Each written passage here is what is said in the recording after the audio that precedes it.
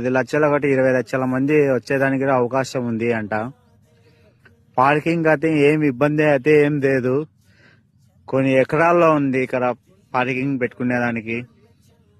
అంతా రెడీ చేస్తున్నారు వీళ్ళు, నైట్ పగులు కష్టపడుతున్నారు.